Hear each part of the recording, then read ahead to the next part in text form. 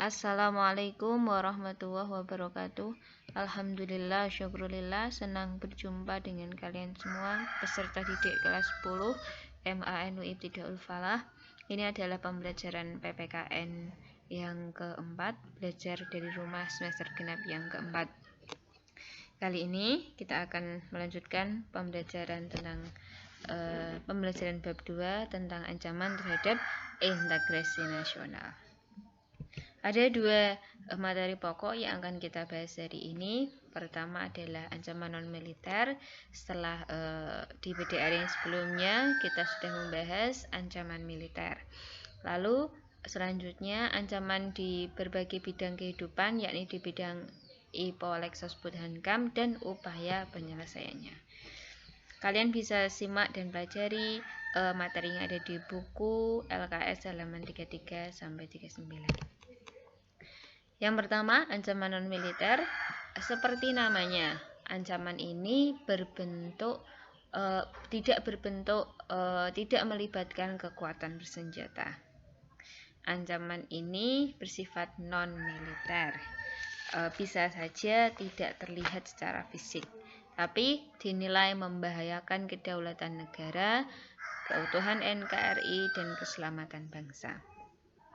Ini sama bahayanya, ancaman ini sama bahayanya, bahkan lebih berbahaya dari ancaman militer, tergantung konteksnya masing-masing.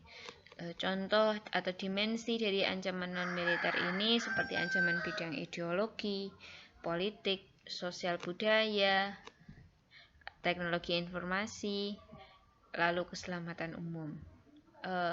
Apa yang menyebabkan ancaman non-militer bisa muncul, bisa terjadi adalah karena pengaruh negatif globalisasi. Ini adalah salah satu faktor penyebabnya.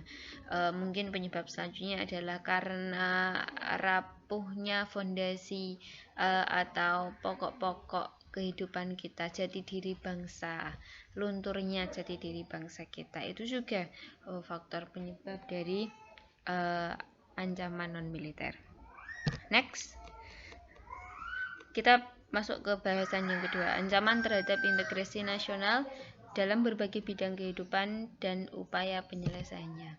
Sebagaimana yang sudah kita pelajari, ancaman adalah upaya baik dari luar negeri maupun dalam negeri yang dinilai membahayakan kedaulatan negara, keutuhan, dan keselamatan bangsa. Ancaman yang dihadapi bangsa Indonesia tidak hanya terjadi dalam satu bidang kehidupan, melainkan terjadi dalam berbagai bidang kehidupan. Ada bidang ideologi, politik, ekonomi, sosial budaya, dan Hankam, pertahanan dan keamanan. Maka disingkat IPO, Lexosbud, Hankam. Next. Ini adalah beberapa contoh ancaman nyata yang mungkin kerap kita jumpai di dalam kehidupan kita berbangsa dan bernegara.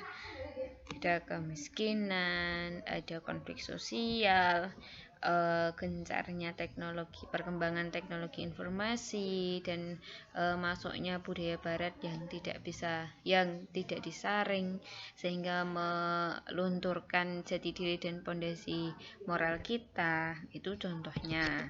Kita bahas satu-satu. Ancaman di bidang ideologi. Ideologi kita adalah ideologi Pancasila, maka ancaman ini adalah ancaman yang mengganggu eksistensi ideologi kita, ideologi Pancasila. Ada ancaman ideologi komunisme, liberalisme, dan radikalisme. Paham-paham di luar Pancasila ini yang ingin mengganti ini bisa dilakukan melalui politik identitas dan pengembangan isu-isu sara. Apalagi di era sosial media sekarang ini banyak sekali hate speech, berita bohong yang merongrong nilai-nilai yang ada dalam ideologi kita Pancasila. Ideologi kita Pancasila itu adalah kesepakatan bernegara kita yang sifatnya final. Pancasila menjadi pedoman hidup berbangsa dan bernegara dalam bingkai kemasyarakatan dan kebinekaan. Itu sudah final. sama sekali tidak cocok dengan ideologi-ideologi ini, komunisme yang tidak mengakui ketuhanan, liberalisme yang menonjolkan kepentingan dan keuntungan individu, dan radikalisme di mana mereka mempraktikkan agama dengan cara-cara yang ekstrim dan lain sebagainya. Upaya penyelesaian bidang ideologi ini bisa dilakukan dengan menanamkan nilai Pancasila sejak dini. Sejak kecil dikenalkan dengan nilai-nilai Pancasila. Selain dikenalkan juga mengajarkan sikap untuk berbuat sesuai dengan nilai-nilai Pancasila, mengembangkan nasionalisme, patriotisme. Nah, itulah upaya penyelesaiannya. Next, yang kedua adalah ancaman bidang politik. Ada dua. Sebelum ke sana, kita harus memahami bahwa politik itu penting sekali dalam kehidupan bernegara, karena politik itu sifatnya vital dalam sebuah negara, karena dengan politiklah negara ini berjalan, karena terkait dengan cara penyelenggaraan kehidupan bernegara.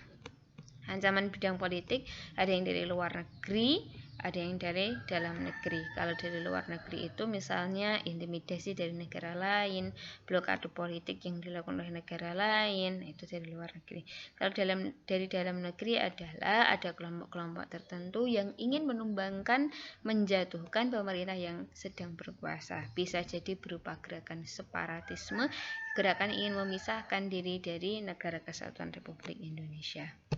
Lalu upaya penyelesaiannya gimana? Berikut ini beberapa hal yang bisa dilakukan, yaitu dengan melaksanakan tugas dan wewenang lembaga negara dengan baik. Ini tugasnya pemerintah ya, memberikan pelayanan yang maksimal kepada rakyatnya, mengutamakan kepentingan rakyatnya, menegakkan kehidupan negara yang demokratis, rakyat diberikan kebebasan untuk berbicara, tentunya dengan mematuhi aturan yang berlaku, serta melaksanakan hubungan diplomatik, hubungan dengan negara lain, hubungan internasional yang bersih dan sehat, agar kita memiliki hubungan yang baik dengan negara-negara di seluruh dunia. Next, ancaman di bidang ekonomi.